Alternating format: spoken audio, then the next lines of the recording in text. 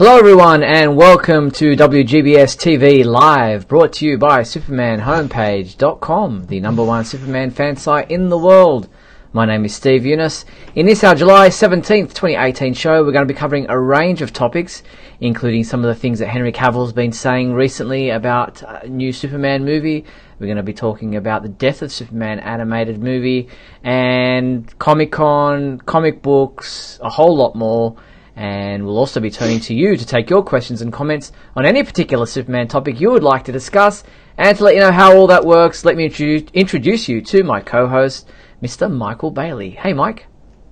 Hey, Steve. Now, if everyone here is watching this live, you're either doing it via our Facebook page or directly on our website. Seeing as how we're beaming this live across the internet and therefore around the planet Houston, we'd love to hear from Superman fans right around the world. So, to call in and talk to us tonight, you'll need to use Skype.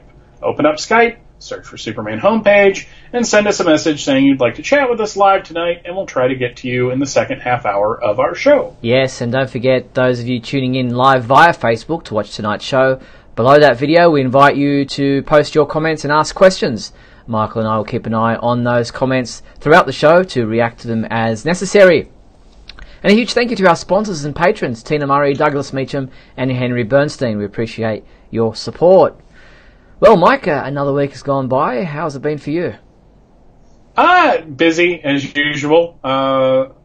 Most people get to relax in the summer, and it's my busiest time. So there you go.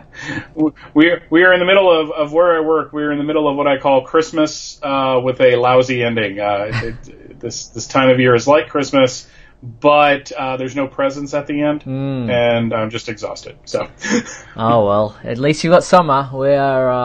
It was actually 0 here the other day. We don't get snow, but I don't think I've ever looked at my watch on my phone and seen 0 degrees. So freezing, but we battle through.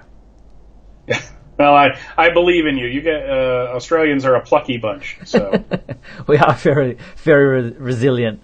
All right, well let's push on and. As we like to do, we start with some movie news, and the world premiere of Henry Cavill's new movie, Mission Impossible Fallout, has taken place over this last week. He's been in France, he's been in different places around the world. I think they're in Korea at the moment, where they're doing the world tour, launching the movie, and all the stars are there on the red carpet, doing all the premieres as they like to do with these big films. And obviously he's doing the rounds with media and people asking him questions and interviews and things like that. And being that he's the actor who has played Superman in 3 films to date, he gets asked a lot about whether or not there's a new Superman movie coming, and what his position is on that, what he'd like to do next.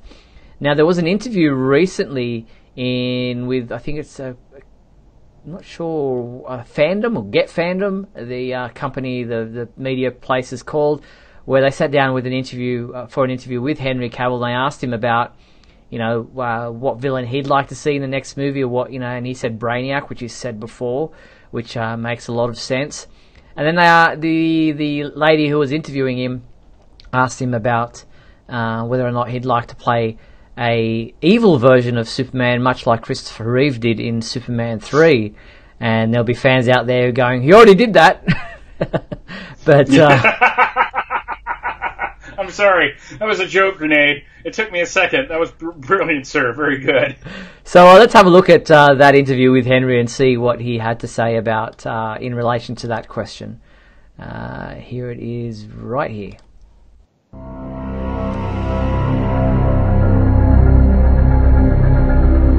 I think a great villain would be Brainiac. I think that'd be a good villain to play against. Why is that? He's a big threat. He's a lot of fun. There's a lot to him. There's a lot of storylines to him. Now that you've got good villain experience under your belt, could you see yourself playing evil Soup like Christopher Reeve? I would be very keen for the opportunity to play a classic comic Soups before playing evil. Okay, what does that mean? In the comic books, there's a lot of really, really good stories about Soups being the classic hero, a real beacon of hope and a shining light for everyone to aspire towards. And it'd be a lot of fun to play that version of Soups.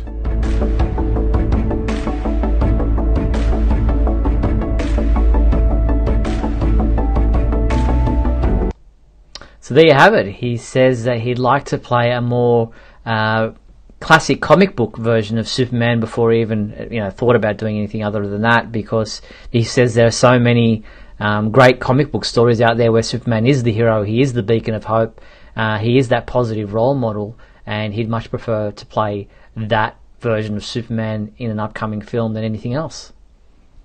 Yeah, and it's interesting.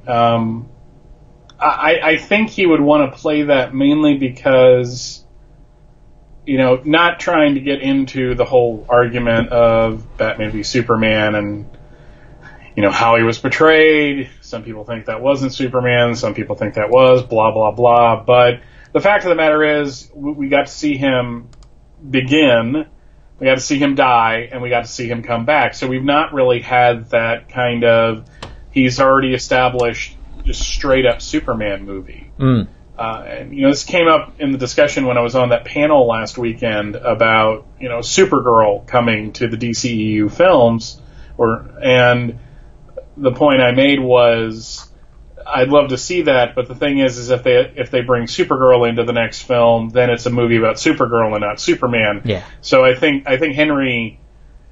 Not that I know him to call him Henry. I'd probably call him Mr. Cavill until he told me different. But I think he wants to just be able to do that kind of straight-up Superman film where there's a major threat that he gets to go up against. Mm-hmm. And, of course, Brainiac is the obvious choice.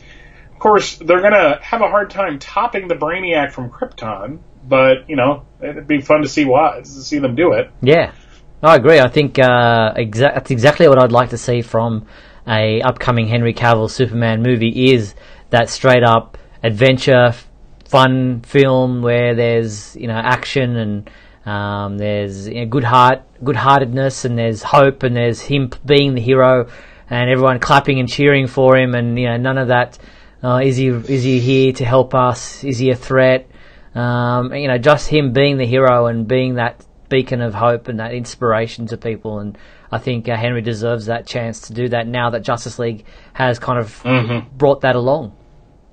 Yeah, absolutely. I'd also like to see an adaptation of that first page of the DC Nation page that Bendis wrote, where Perry White stands in the middle of the Daily Planet building. It's like, we're not doing any stories about Superman as a danger anymore, to kind of set the tone for the film.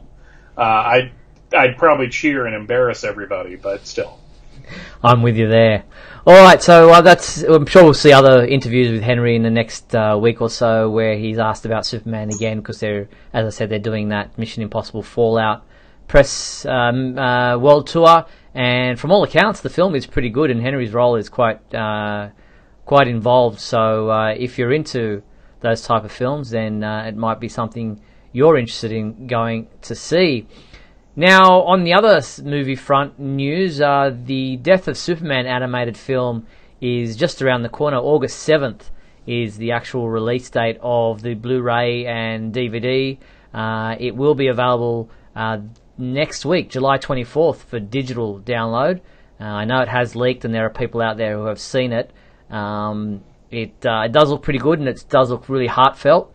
And while there has been some speculation or some concern about the fact that they're continuing on with the design and look of previous Justice League films that they've done in this New 52 style universe, I don't think that's going to be much of a problem once you get into the story. It always seems to be a catch before we've seen the film, whether the costume looks good or no, the costume looks horrible, or whatever the costume. But then once the film picks up, no one seems to even remember about the costume. I remember the same thing with Superman Returns and Man of Steel. There was all this talk about the costume. But then once the film came out, the costume really didn't play a part into people's feelings or thoughts about the film. Yeah, I mean, the original Death of Superman animated film, Superman looked like he had lines carved into his face. I mean, the costume can look, as good or as not good as anything, but, in watching the clips that, between the one that DC released during their video, and then the clip that you're about to show with Mannheim, I noticed the costume, but I'm more kind of focused on what he's actually doing, than kind of, getting annoyed at the fact that, wow, that cape's too short, or it's the new 52 costume. And, again, I understand people have their, hills to die on, but I'm just wanting them to get the feeling of this story right, and more right than the original film that they did. Yeah. All right, and you mentioned there is a clip out there. A couple have been released. One was in the DC Nation video that was started off with Dan Didio and talked a lot about what's happening with the comic books, and then they show a clip from the Death of Superman animated movie, and they also have a bit of a chat with, I'm forgetting his name, one of the executive producers of James the Tucker? film. Yes, James Tucker. And so there's a clip there, but we're going to show you a clip that was also released this past week from Superman the animated movie. Sorry, it's the Death of Superman animated movie, in which Superman goes up against Mannheim, and I believe this is at the beginning of the film.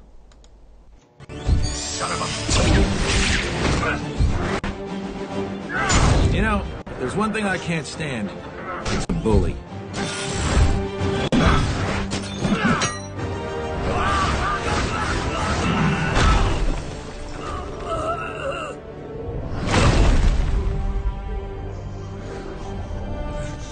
Guys like you give Metropolis a bad name.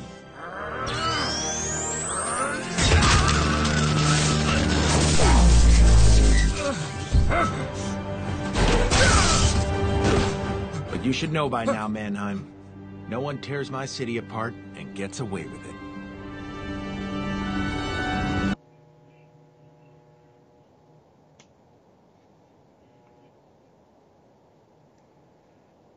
Combo pack, so that it looks pretty interesting. I'm not really sold there on the voice of Superman in particular, but I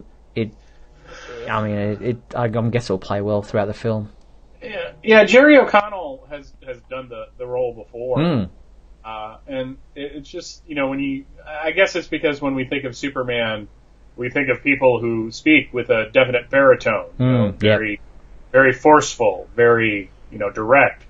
And just hearing that, but what I liked about the clip, and you can't judge an entire film by a clip, I know that, is that this is a Superman that kind of has that, he's direct, he's fighting the bad guy, but he's not, overbearing about it. I just like the fact that he goes, and it almost reminds me of Tyler Hoechlin in the second episode of Supergirl from season 2, where the guy punches him in the face. He's like, the bullets I get, but the punching, just that kind of thing. So, I also, it's kind of funny to think now that I don't like bullies is now kind of more associated on the superhero level with Captain America. But it's Superman's thing from the beginning. He doesn't like bullies. That's right. So that's such a great line to actually hear him say. 100%. So looking forward to that. Cannot wait to see that. And don't forget the second part, the Reign of the Superman, will be out in early 2019. So I think this is the final DC Universe animated film for 2018 to be released. And then the first one for 2019 will be the Reign of the Superman, which will follow on from this animated film as a direct sequel, and we'll get to see Cyborg Superman, the Last Son of Krypton, Superboy, and Steel all come to fruition and be born out of the what happens in this particular film itself. You know what I'm kind of hoping, because over here they do those Fathom events for some of the Batman films where they show them theatrically. I'd be kind of interested when Reign comes out for them to do like a double feature of both of them on the big screen. But I'm always wanting to see Superman stuff on the big screen, so yeah, I'm with you there. That's not a surprise. Now, speaking of Superman on the big screen, Superman the movie's costume designer Yvonne Blake passed away just yesterday or the other day, age 78. She'd had a stroke earlier in the year, back in January, and the Hollywood Reporter reported that she passed away this week. She was most recognised for her work on Superman the movie and for bringing the comic book design of Superman to life on the big screen in what many people consider to be a iconic and so true to to the comic book source material, that they absolutely love the Christopher Reeve costume that she created. Yeah, that,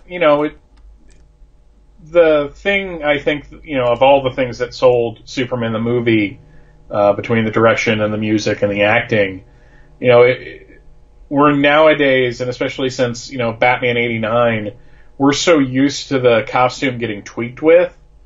And in some cases, it's understandable. Like Iron Man has different armors, so they're not going to do the big gray bulky Silver Age armor in the first movie beyond that first scene. But for Superman, it was really cool that for 4 films, it was the blue tunic, it was the red cape with the yellow S on the back, it was the way the belt looked, with the buckle and the red trunks.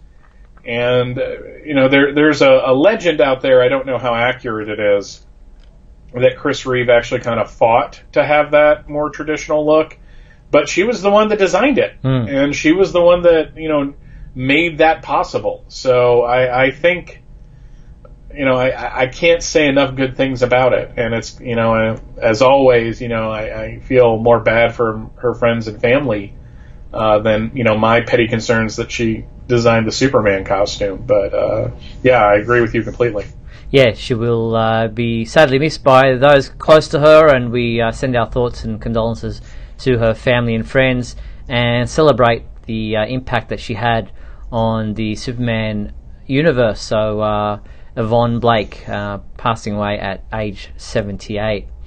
All right, well, looking elsewhere, Comic-Con is taking place July 19th, I think, is preview night, and then it goes on through, or Wednesday night's preview night, then Thursday, Friday, Saturday, Sunday is the San Diego Comic-Con taking place at the Convention Center there. And as per usual, for the 9th year in a row now, Warner Brothers Television and TV Guide magazine are teaming up to bring the 4 different versions of the TV Guide magazine for Comic-Con, and here are the covers. We've got one for Riverdale, one for Supernatural, one for Mad Magazine, and one for the DC superheroes of television, with Supergirl, The Flash, Arrow, Black Lightning, and Legends of Tomorrow featured on that particular cover, which is right there in all its glory. Interesting color designs for all these covers. Yeah, I kind of like the bluish kind of shading on all the ones except the Mad Magazine one, obviously. I guess with the announcement today, next year you're going to see Batwoman on that cover probably, since they're developing that show now to spin out of the crossover that's coming up. But, I only got eyes for Supergirl on the cover, so, all the other characters are great, but, And she's front and center in this design, so that's great. So this magazine, or these magazines, are available on newsstands now. If you can't get to Comic-Con, where they'll be handed out free at the Warner Brothers Television booth, fans who aren't attending Comic-Con can head to their newsstand as of today to, or tomorrow, I think it is, July. I think it says July 17th. That would be today. Just looking at it, says. Yeah, so it's out there now, and it will be available through July 17th, yes, through to October 16th.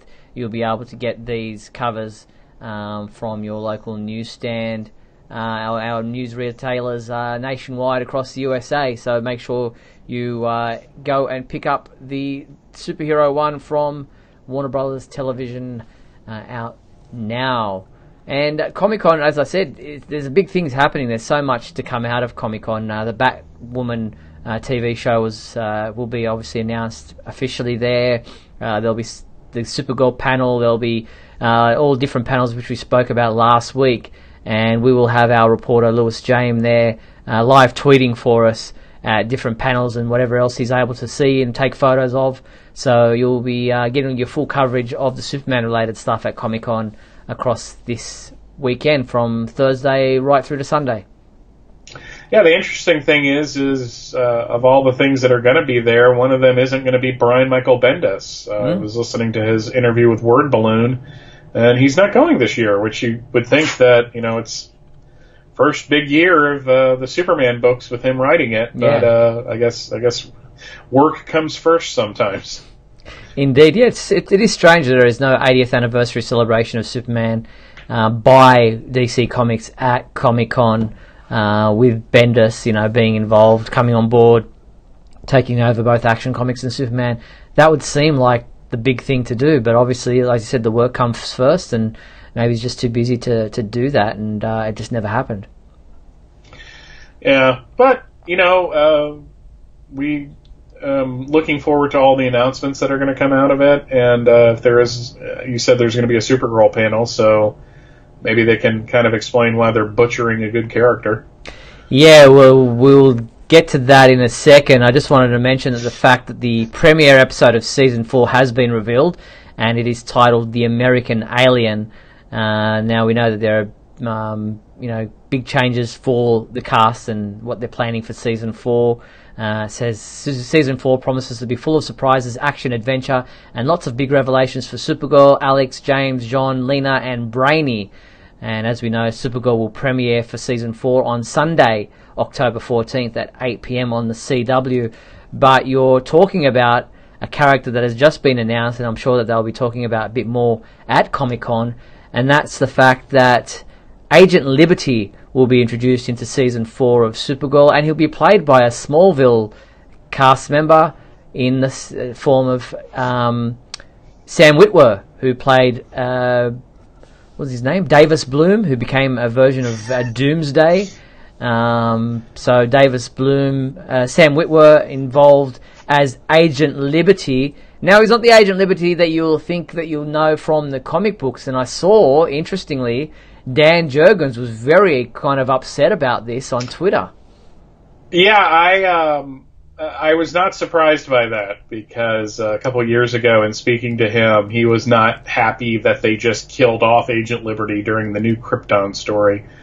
And what's really great is, I guess he's just at a point where he doesn't care, maybe is the best way to say it, that he can just kind of express his opinion and not worry about the backlash, from the home company. But, the way they've described it is that he's the head of this kind of, almost what sounds like a hate group, but some would probably just call a right-wing group that's, against aliens. And that's not who Agent Liberty was. Now, Agent Liberty was more of a right-leaning character, especially in his later appearances, as written by Dan Jurgens. But he was the guy fighting against the domestic terrorists, essentially. He thought he was working for a group that was going to better America, and he turned against him. And now to kind of just take that name and apply it to something that is so contrary to who the character was, it really bugged me too when I saw that. Though it is kind of funny that Sam Witwer keeps playing Dan Jurgens characters. Between Doomsday and Agent Liberty, I guess maybe he'll be a Booster Gold villain next. But no, it's just there's so many other names. One that I was reminded of shortly before coming on the show tonight was that there was this character in Suicide Squad named William Hell, who was that kind of, kind of extreme mouthpiece, railing against immigrants and minorities and such. And you could have used that, but to kind of take a character that was a hero and turn him into not only a villain but a despicable type of villain, I was just really annoyed. This is the first wrong turn I think this show has taken. It's an interesting one. They do have a description there, as you say. It says, Agent Witwer will become a series regular, playing the role of Agent Liberty, the founder and figurehead of the Children of Liberty, a hate group that supports a human-first world order. Ruthless and terrifying, the scariest thing about Agent Liberty might be just how easily he can convince you that he's in the right. He's a brilliant orator in the guise of the family man. Dan Jurgens came out and said, that's not Agent Liberty. If you're a TV writer and that's the best you can come up with and you love the one-dimensional characters, then, good luck to you. But he wasn't really happy with them taking that character and spinning it the way they have. And that's understandable. I mean, when you create a character to stand for something, and then, somebody takes that and twists it completely, I'm sure because of when he created the character, they still had the creator participation program. So I'm sure he's getting, some sort of compensation for it. But at the same time, is that kind of bittersweet? Like, I'm getting paid for this, but they're butchering my character. Yeah, and as Mark says in the comments, maybe he will turn good and turning against the people that he's, leading with, but that seems like pretty... Yeah, pat. If he was just somebody in the group, yeah, then him turning against them makes sense. If he's the founder of the group, the only turn then is that Supergirl convinces him he's wrong. And it just all feels so wrong. If you're gonna have a right-wing mouthpiece, bring in Dirk Armstrong. Yeah. Because then you get the added benefit of having his daughter Ashbury as a character, for the season. So it's just don't bring in really the blue horn guy. What was his name? Yeah, Scorn. Bring in Scorn. That would be great. Seriously, I'm dead serious. I would love to see live action Scorn. There you have it. All right, well, that's what's happening with Supergirl in season 4. But speaking about Smallville again, with Sam Witwer coming in, Kristen Kruk was recently asked by comicbook.com whether she'd be interested in the idea of voicing Lana Lang in a animated series version of Smallville. Now, this idea, which isn't something that's actually happening, but the idea was put to Tom Welling and Michael Rosenbaum a couple of months back when they were at another convention. I think it might have been WonderCon. And they were, up for the idea. So, what a great idea. And Kristen Kruk said, I've never heard of it before, but that sounds like an awesome idea. It sounds like it'll be a lot of fun. She says that obviously Michael Rosenbaum wouldn't want to shave his head, so I'm sure he'd be up for the idea and just being able to voice the character. So she says it'll be a lot of fun, and she says she hasn't seen Tom or Michael in a long time, so it would be great to catch up with those guys. But I like the idea of an animated series of any kind to do with Superman. Or at least an animated movie, and, really from the perspective of the cast, I think there's nothing but an upside for it, because they don't have to do it live action, so they don't have to worry about looking like the characters again. And I think enough time has now passed. I mean, it's been 7 years since the series went off the air at this point, and for her, man, is it like a solid decade since she was a regular on the show? Yep. So, time heals most wounds. So I could totally see them kind of doing this as a, maybe a flashback, season 2.5 or something like Untold that. story. Yeah. As Patrick in the Flash chat asked who'd voiced Chloe, and I'm just like, ooh, too soon. And I guess anybody could do that role. I mean, he wouldn't be able to necessarily be able to tell who was in the role. It could be anyone. So obviously, Alison Mack is not in a position to do that anymore unless they take a studio into the prison. But the image you're seeing is not anything official. It's just fan art. It is a design that one fan in particular has created, and we just use that as an image to promote the idea and to discuss it. So who's the blonde guy? Is that Oliver Queen? Yeah, I guess that would be. He's got a green shirt, Mike. Pay attention. Lois is in the picture. Get it together. That's right. So that's an idea that's being tossed around. We'll see if that ever comes to fruition or if anyone picks up on the idea. But that is it for TV news. We're at about the halfway point of tonight's program. So we're going to take a quick break, play some messages, and then come back on the other side to talk about comic books, with Superman #1 having been released this past week. We're going to be talking about that and other stuff that's been announced right after these messages. So don't go anywhere. We'll be back very soon.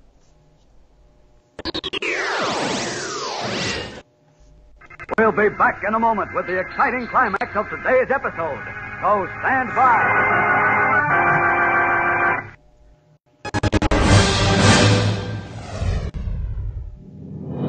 Look, up in the sky. It's a bird. It's a plane. No, it's SupermanHomepage.com, the #1 Superman fan site in the world. SupermanHomepage.com, covering the world of Superman from the 1930s to today.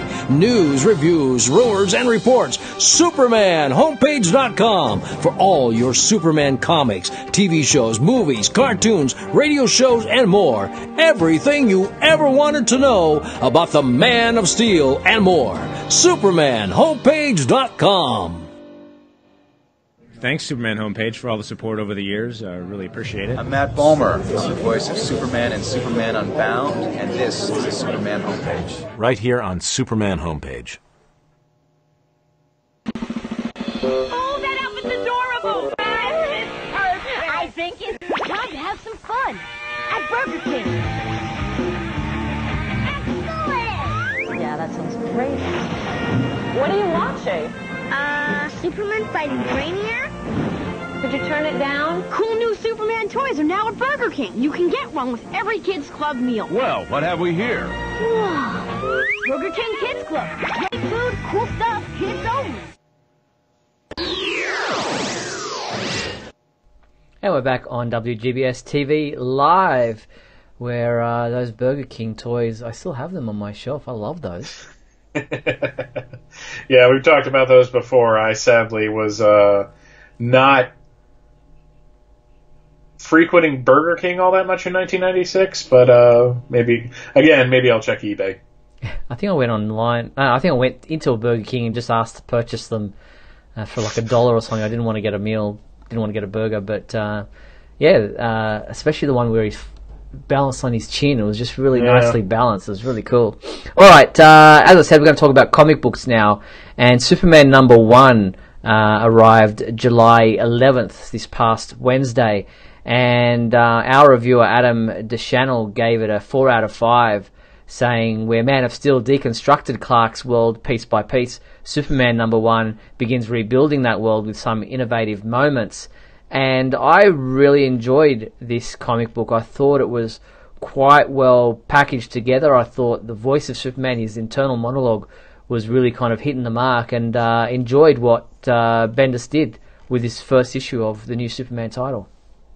Yeah, it's interesting that, you know, when you see fandom's reactions to, you know, synopsises and solicitations and such, you know, everyone and the think pieces that came out after Man of Steel #6 about how, you know, they've taken away everything from Superman and that's a good thing, and Lois has been taken away from Superman and that's good for her as a character. Whereas this really just established, you know, I don't really think of Man of Steel as a deconstruction, so to speak. Yep. Just a move in another direction. And the fact is, you know, again, citing that Bendis interview from Word Balloon, you know, Lois is going to be back in like Action Comics 1002. Mm-hmm. So we're not going to be too far out without her. Now, John's not going to be back, but, you know, Lois will be. So it's not like, you know, she's just going to be completely out of the picture for an extended period of time.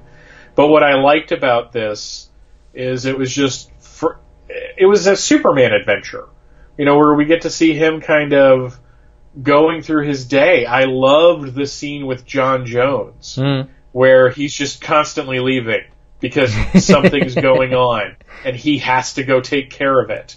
And how John's kind of understanding of that. But what I loved about that more than anything is that Bendis is kind of returning this idea that Superman is not only the hero of Earth, but he's a known figure in the universe, and we really haven't seen that in a very long time. And, you know, for John to say, you know, we're going to be part of the galactic conversation at some point, and you have to determine how that conversation starts, and then to have that ending where the Phantom Zone just envelops them, I was blown away with it, and I was especially happy, and I don't know if this is going to be every issue, but I was especially happy that it came with a free digital download. So I was able to, I read the physical copy because I couldn't wait. I was that excited. I literally read it when I got it home, and I haven't done that in years. But now, if I want to read it again, I can just flip through it on my iPad.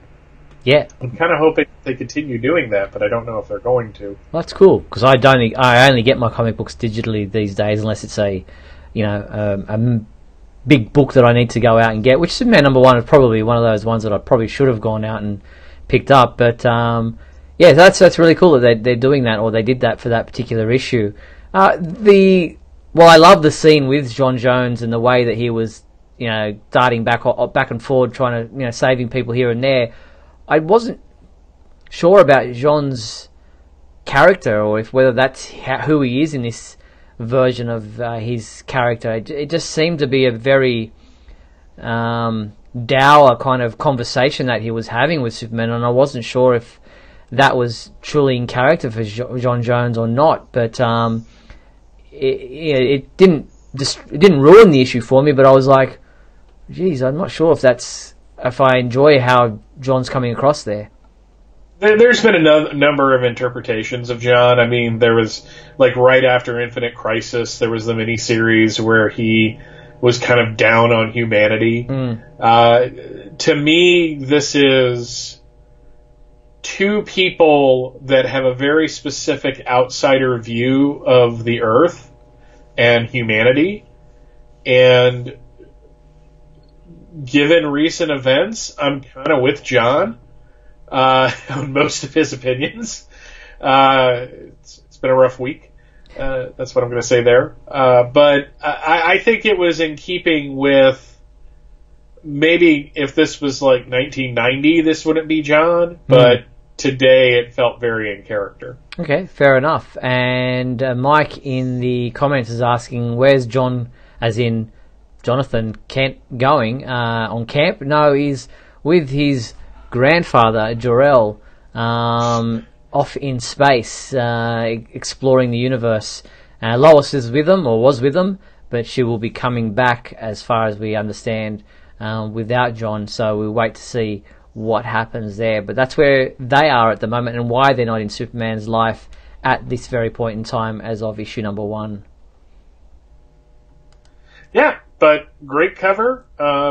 Again, I think Superman shouldn't skip leg day. He's really focusing on his upper body. I honestly think he should go to resistance training because he's got the muscle tone already. So maybe that would kind of slim him down a little bit. Yeah. But I think I need to go to resistance training too. So.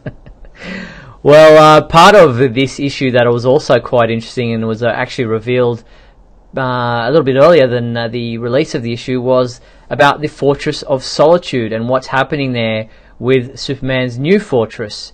And they're in DC Nation issue #2. It's a free magazine if you're getting it digitally, or it's 25 cents a quarter if you're getting it in print. They revealed all the details about the Fortress of Solitude, and I've got some images here. Right there, I've got Fortress of Attitude, which I think the Super Sons talked about. Him, John and Damien spoke about their own fortress and called it the Fortress of Attitude. But Ivan Rice is cracked open his sketchbook and gave us a look inside the newly designed or redesigned Fortress of Solitude, which is out in the Bermuda Triangle now, which kind of makes a lot of sense since Superman's fortress was destroyed in the Arctic. And the images here show us how it floats, and that most of it is actually underwater. And there's a lot of detail there about the Kryptonian technology that makes it impossible for other people to see it or locate it. And there's a lot of detail into this sketchbook revelation in DC Nation #2, which you can check out. But it was introduced in Superman #1 as well. I don't like that it's in the Bermuda Triangle. I'm a stickler for this. I want it to be in the Arctic. I was annoyed back in 2004 when they trashed the fortress during For Tomorrow and had him relocate to in like an Aztec thing in the Amazon rainforest, and I appreciate the thought that they put into it. I like that it's underwater, and there's apparently always an electrical storm overhead, and the Paradise Island for a little while there was in the Bermuda Triangle, even though the Bermuda Triangle really isn't a thing, but that's okay. I was just annoyed that it isn't in the Arctic anymore, but it is what it is. I'm not going to like everything. Everything else I've seen for this, I've enjoyed, so I'm willing to just kind of let this one go. Yeah, and like you said, it's been in the Amazon, it's been in the Arctic, and being that it's a technology that's able to float there in the Bermuda Triangle, there's no reason why it couldn't relocate somehow to the Arctic at some point if they decide to move it and relocate it. I'm sure that would be a possibility, but a lot of thought has gone into it, and reading the design sketches there and what's in it and how it plays out and how it's it's many levels, and and it's nobody other than Superman can get to it and get inside it. Makes a lot of sense, and I like the thought process that went into it. So interesting to see this new development in the storyline. Yeah. All right, Agreed. so that is where things are at with the comic book side of the Superman stories. Now, this week's comic books, there is no main Superman title, mind you, which is it feels like a skip week back in the day with the Triangle titles. What we do have out this week are, I'll just find them for you. We've got, sorry, I'm just grabbing them as I go. We've got digital, chapter 67 of the digital Injustice 2, which I don't have the cover for, so I won't grab that for you. But what we do have is the print edition of Injustice 2 number 30, that is out this week. We also have the Injustice versus Masters of the Universe number 1 of a 6-issue miniseries, which is out this week, and that's also available in a variant cover, which is right there for you as well, with Skeletor in the background behind He-Man and Superman. This one seems an interesting choice to go with. I've been continuing to read Injustice with Injustice 2 this year, but Masters of the Universe versus Injustice? I wasn't. I gave it a pretty good review, but as the years have gone on, I'm not a really big fan of the last time Masters of the Universe and DC met up. This is an interesting gimmick. I think it's an interesting way to go, because you have a very specific version of Superman fighting what looks like a very specific version of He-Man, but we still haven't gotten since that issue of DC Comics Presents number 48, I believe it is, where He-Man guest starred in DC Comics Presents. We haven't gotten Superman and He-Man just teaming up. And the thing is, you're in really easy. There's Bizarro, and there's a He-Man character called Faker, who looks just like He-Man, but with blue skin and orange hair. Come on. It's the script basically writes itself. So true. Very good.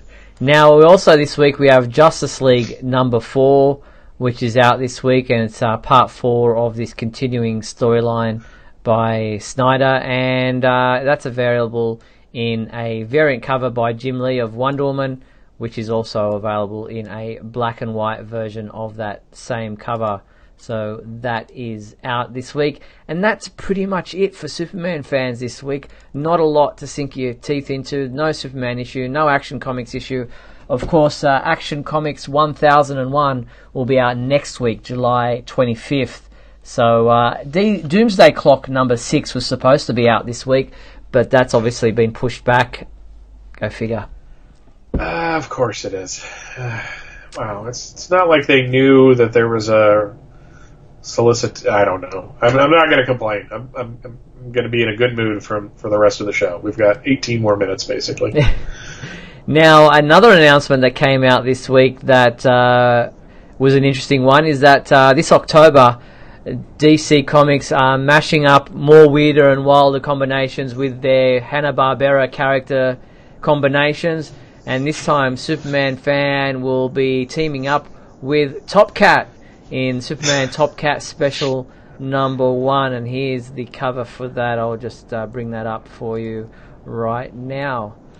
So there's the cover for that particular issue. This will come out October 31st, Wednesday, October 31st. It says, it's Superman versus Superfood with Top Cat caught in the middle. While searching for his missing friend Benny, TC uncovers a dietary danger that threatens the healthier portions of mankind, and it's up to the Man of Steel to stop the probiotic menace of Callion. In the salad bar, no one can hear you scream. The probiotic menace, that's great. And it's Shane Davis doing the artwork, and we haven't seen him drawing Superman since for a long time. I think it was the 3rd volume of the Earth 1 graphic novel series. So there you have it. That's just one of a couple of different one-shots that are coming out in October with these crossovers. So I think the other ones are Deathstroke Yogi Bear Special #1, Green Lantern Huckleberry Hound Special #1, and Nightwing Magilla Gorilla Special #1. Whoever knew you wanted to see Deathstroke and Yogi Bear in the same comic book? I mean, they've managed to make everything else work out. Nothing will be as perfect as Aquaman and Jabberjaw.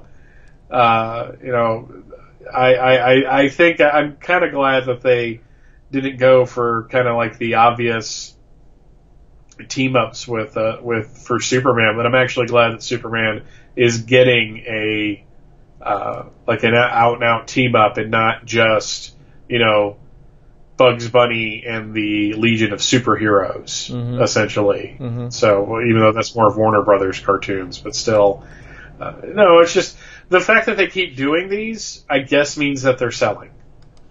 They must be. Well, let's go to our first caller for the evening. We're going to go to Mark Lax, who joins us on a regular basis to chat all things Superman. Just getting him on the line now. Welcome, Mark. Mark, are you there? Mark. Here he comes. I think he's on now. Welcome, Mark. Hello. How are you? Hey, guys. Okay, how you doing? Not too bad, thanks. What's happening in your world? If you can just mute your video in the background. Superman 1. Mm-hmm. It was really good. I enjoyed it. I, too, like you, Steve, couldn't quite grasp where John was coming from. I do understand. I've read some of the Justice League, so I know he's kind of a focal point right now, and he's kind of looking at things, the bigger things that are coming, and realize that, they really have to come together. But his discussion with Superman was almost as if he was saying that Superman should take over the universe, take over the world, which is absolutely not Superman ever. At least not our version. So I didn't quite grasp where he was coming from with that. But no, it was a great issue, and like Mike said, the way he kept leaving the conversation to do something super, like fight some giant monster. I don't know where that came from. that was pretty good. I also liked in the beginning of the issue how he just happened to come across that invasion by the Dominators and just happened to ruin their plans. It's just like they didn't know what hit them. No, they didn't. But that's kind of, I wouldn't say maybe pure Superman, but that is Superman. That is something I would expect to see in a Superman comic, and something that Superman would do. Yeah. We'll wait and see. Now, a quiet week for the Superman comic book side of things. Are you reading any of the new Justice League book at all?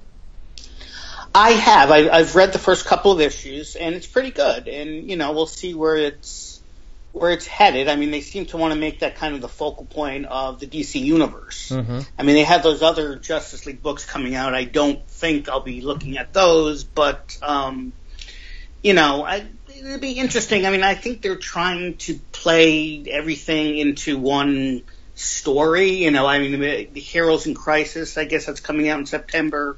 I hear has a little something that leads into Doomsday Clock, or maybe the other way around. Doomsday Clock, that's another thing. I've been enjoying it, but it's like you don't know when it's coming out. That's right. It just seems and where it's going exactly. The last issue I remember really enjoying, but it hasn't gotten to where I thought it might get.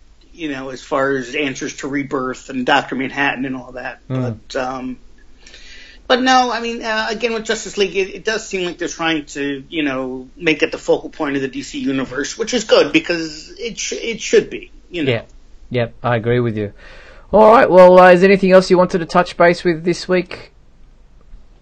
No, I think that's about it. Just wanted to get my 2 cents in. No, cool. Appreciate you calling in. We always love to hear from you. So thanks again for calling in to tonight's episode of WGBS TV Live. All right, guys. All right, Take Mark. care. Thanks. Talk to you soon. Bye. Bye-bye. Bye. That was Mark Lax. So appreciate Mark calling in and being part of tonight's program.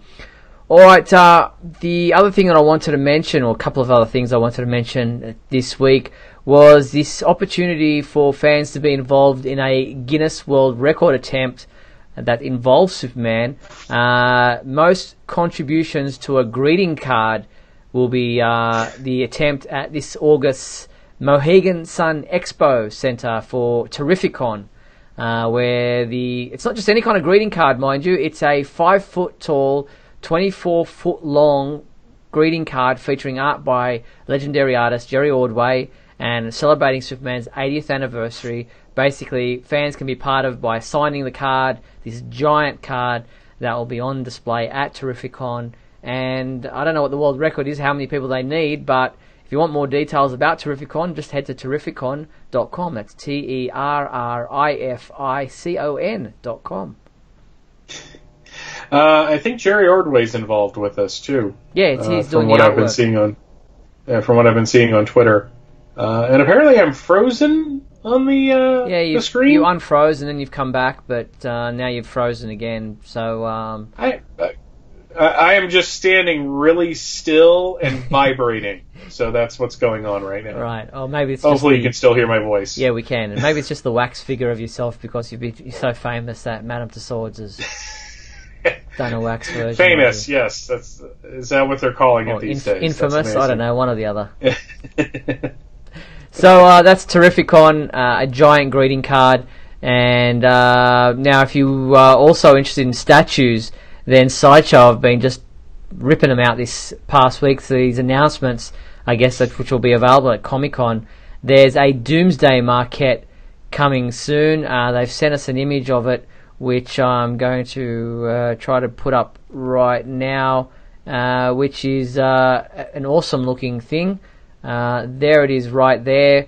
Doomsday Marquette. They're going to be sending out a full gallery of images soon, but if you want to sign up for more information about when this will be released, then you can do so at sideshowtoy.com. That is the Doomsday Marquette. So a really interesting looking statue right there. Yeah, I'm shocked that they're doing Doomsday in that not at all kind of way. But no, it's a really impressive looking statue. Mm-hmm, with the torn cape in his clenched fist right there. Now, also coming out from Sideshow Collectibles is a new series of statues, animated statues. They're doing a Batman, Wonder Woman, and a Superman series of animated statues. And just let me bring you up with the Superman one, which is right here. An awesome looking little statue there. I'm not sure how tall it is or what the dimensions of it are. And it seems to be based on Superman the Animated Series, although the shorts aren't black with the red strip like they did on Superman the Animated Series, but it is an animated series collection statue. I'm not sure what other characters will be included. I'm sure there'll be a Lois Lane statue and maybe others, Jimmy and whatever, but it does look like it's Art Deco Daily Planet style building underneath him. So it does seem to be inspired by the Bruce Timm animated series, but that looks pretty cool. Yeah, it's another really impressive looking statue, and I am glad that they keep going back to the animated well, because I I don't think the show is in any danger of being forgotten. Mm. But at the same time, I like that it's, still fondly remembered, and they're going back to it for the merchandising and everything. Exactly. So that is the Superman animated series statue, which is coming soon. We don't know any further details at this point in time, but we'll keep you posted once we hear more details. And I might get Michael off there and try to bring him back in so that his video is not frozen. We'll just get him back there on Skype, and hopefully that will bring Michael back into the picture very soon. Now, there you are, Michael, but I can't see you on the screen yet. I'm not sure what's... I'm just a there you go. now. You're back. No, you're back. Oh, there good, we go. Good. Unfrozen. That's good. It was glad hard holding that. Yeah, you were very good at keeping still. Now, another, and I'm not sure about these. I don't know who would be buying these or who would be interested in these, but these X-ray versions of the character. Just let you bring up this. Where are we here? Bringing up this character statue, Superman X-ray steel finish figure from Phi. They're taking pre-orders for it now. It's a limited edition 8-inch dissected vinyl art figure designed exclusively by Jason Freeney, and it'll be available exclusively at Phi's off-site pop-up store at San Diego Comic-Con. I don't get it. I'm not sure what the interest is in these figures. You know what? I've always wanted to see Superman's skeletal structure. That's, it's interesting, but what? Yeah, why? What am I looking at here? That is weird, as Mike Zumo says in the comments there. But it is available at their off-site pop-up store at San Diego Comic-Con if you're so inclined to want to have a steel figure of Superman's insides. Go figure. I mean, if I was given it as a gift, maybe I'd like it, but I don't know if I'd seek that out myself. No, indeed. Well, that is pretty much it. Now, did you want to speak quickly about the panel that you did? Oh, yeah. It was this past Sunday. Rebecca Johnson of Supergirl Radio and I did a Krypton as presented in Supergirl and Krypton at the Atlanta Comic Con. That was the first year that they were doing it. It went on a Sunday, which apparently wasn't the busy day. Mm-hmm. And I am really used to Dragon Con, which is 80,000 of you and your closest friends hanging out for 4 days. So to have so much space was weird. But the panel went well. We covered the history of Krypton, in adapted media, and we talked about Supergirl and how Krypton was presented there. And then, of course, we talked about Krypton. That should be an episode of Supergirl Radio pretty soon. Cool. Wasn't hugely attended, but it was the first year of the con. Sure. So we did have some people in, and we gave away some prizes, and it was just a lot of fun. Nice. The real work is going to be Dragon Con in a little over a month. Okay. Because I'm going to be doing at least 4 or 5 panels that are associated with Superman there. Nice. And as I get details, maybe I'll go through them here. Sounds good. Well, that is it for tonight's program. Before we do sign off, I'd like to thank everyone for watching tonight's episode of WGBS TV Live. And I'd like to thank everyone who was in the comments section there, and Mark who called in. And a big thank you to you, my co-host, Michael Bailey. Thanks, Mike. Pleasure as always, Steve. And a huge thank you to our sponsors and patrons, Tina Murray, Douglas Meacham and Henry Bernstein. And if you want to sponsor the Superman homepage, then please head to patreon.com/Superman homepage, where you too can be a sponsor and contribute for as little as $3. Now, the complete 1 hour video of tonight's show will soon be available, or will remain available on the Superman homepage website and our Facebook page. And if you want to catch it, watch it back, or you missed part of the show, then you'll be able to do that. Now, we'll also be back next week with Scotty V, I believe, next Tuesday, July 24th at 7:30 p.m. Pacific Daylight Time for another edition of WGBS TV Live. Look forward to talking with you then. Until then, be sure to check out supermanhomepage.com for all your daily news updates on everything surrounding the Man of Steel. I'm Steve Eunice on behalf of myself and Michael Bailey. Thanks for watching WGBS TV Live, brought to you by SupermanHomepage.com.